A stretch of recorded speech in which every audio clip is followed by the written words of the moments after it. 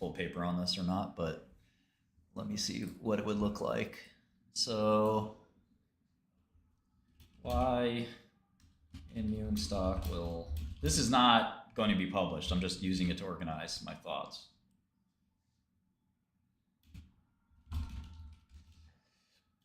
Immune is trying to develop a TNF-alpha mutated protein, which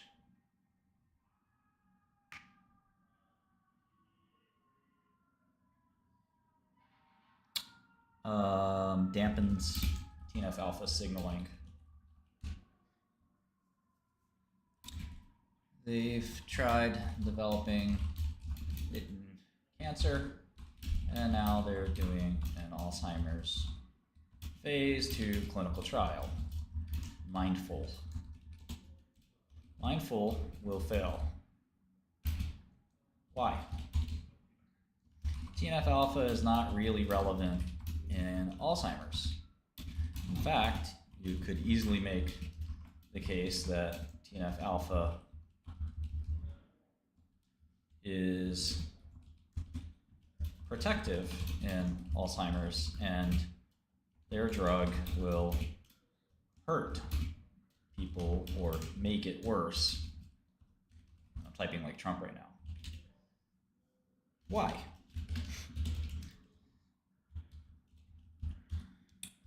Let's see. There are not much data to go off of, or much data available to scrutinize. Phase 1 data were done very poorly.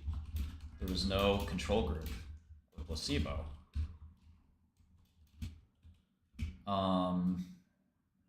Instead, Immune did a 0.3 mg per kg, 0.6 mg per kg, and 1.0 mg per kg dose arms.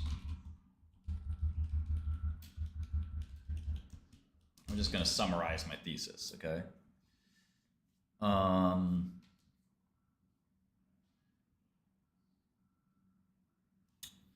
This data was never published or released in full, but it was very bad.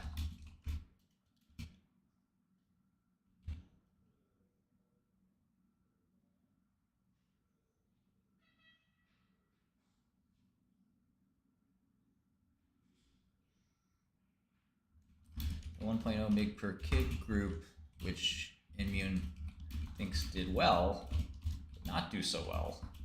The cytokine panel they revealed showed that inflammatory cytokines barely changed over the course of taking the drug.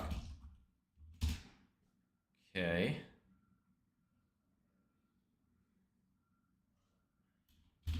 What's weirder is that the lower dose groups had data which was all over the place, even though their dosing is relatively close to 1.0 mg per kg. There are a few questions here.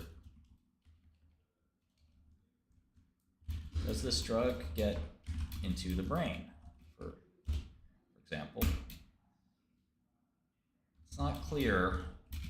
TNF-alpha, it's not clear. It's also not even clear what this drug's half-life is.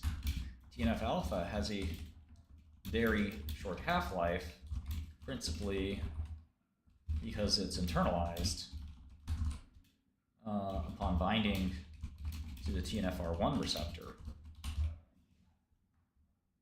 This drug doesn't internalize, at least we don't think.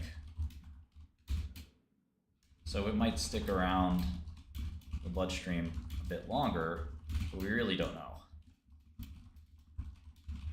Nevertheless, the company decided to dose once weekly.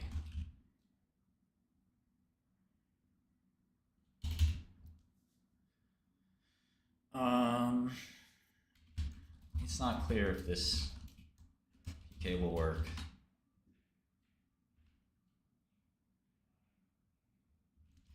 Because the drug doesn't bind the TNF-alpha receptor, it's not obvious how it would internalize across the BBB in the first place.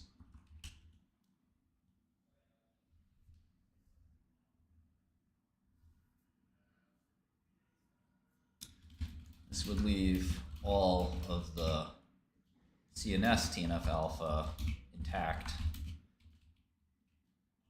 But is TNF-alpha bad? The immune hypothesis of Alzheimer's can be interpreted to mean that every cytokine and inflammatory molecule, I guess, released by microglia or astrocytes are toxic. But there are data that show you need TNF-alpha in the brain. Alzheimer's is fundamentally a disease of insoluble and cluttered amyloid. It's not surprising that TNF-alpha is slightly increased along with other inflammatory cytokines. Stopping TNF-alpha, even if that is what's happening here, won't stop the other pathways. In fact, it may ramp those up through basic autocrine biology. This might be why you don't see an impressive response in the cytokine panel the company lauded.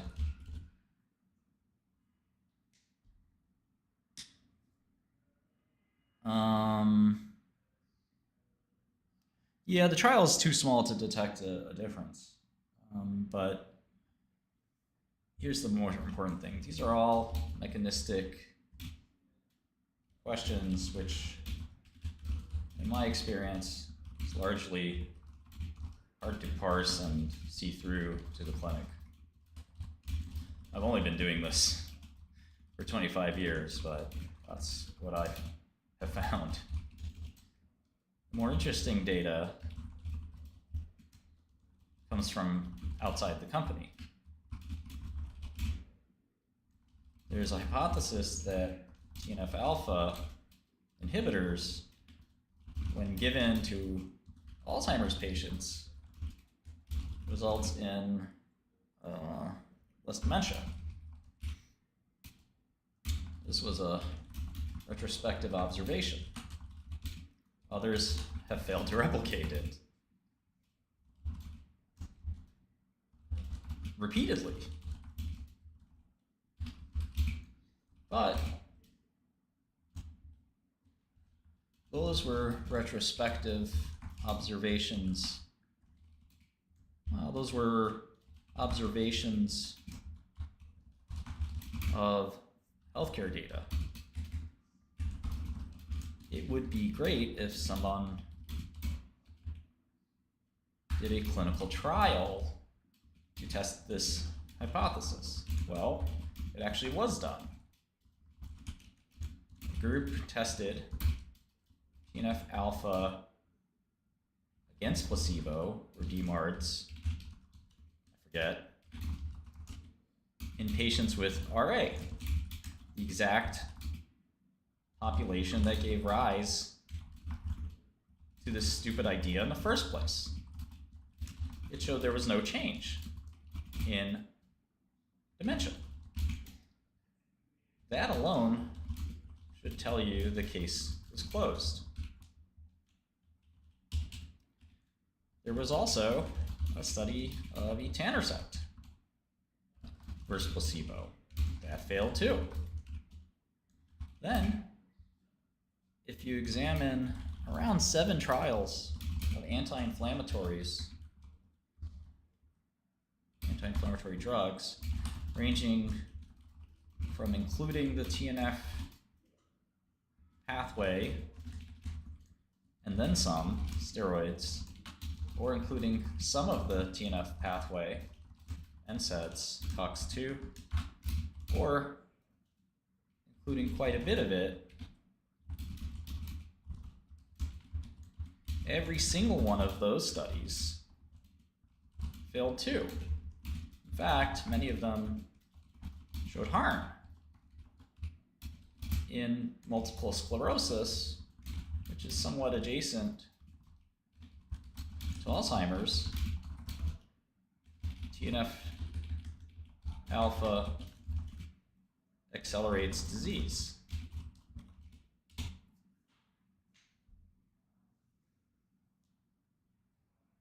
What's up, snaking?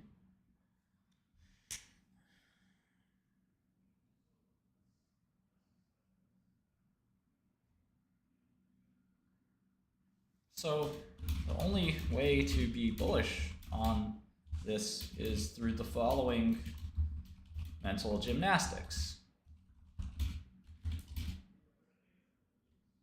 The immune drug is not like Enbrel. It works by inhibiting TNF-alpha in a subtly different way. That way is so important that everything we know about TNF-alpha and Alzheimer's completely changes. TNF-alpha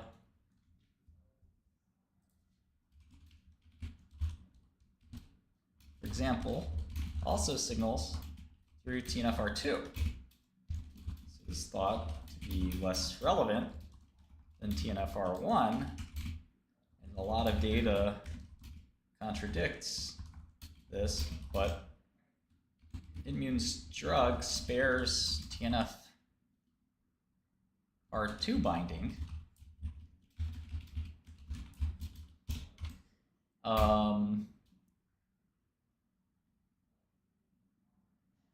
So TNF-R2 can still do its thing. That thing is theoretically good, but no one can really seem to explain it.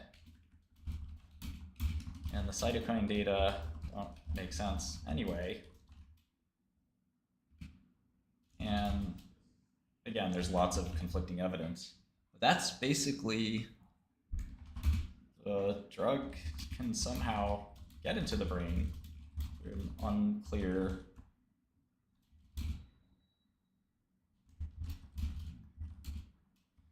unclear way, and it's a large enough amount to work, inhibiting a cytokine that is not really relevant to the disease.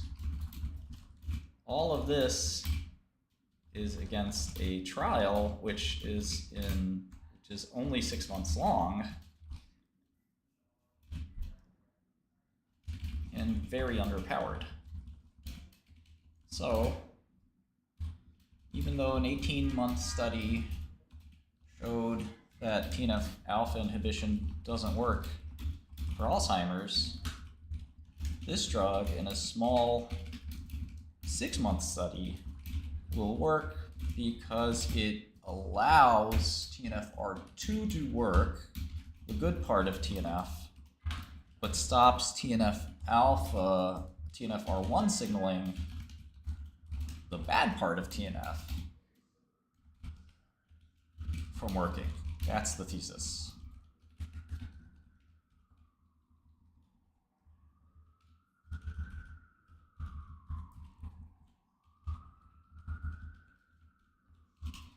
It's easier to just see reality clearly.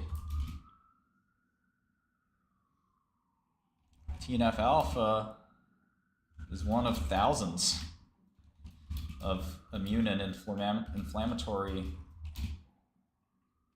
proteins in the brain.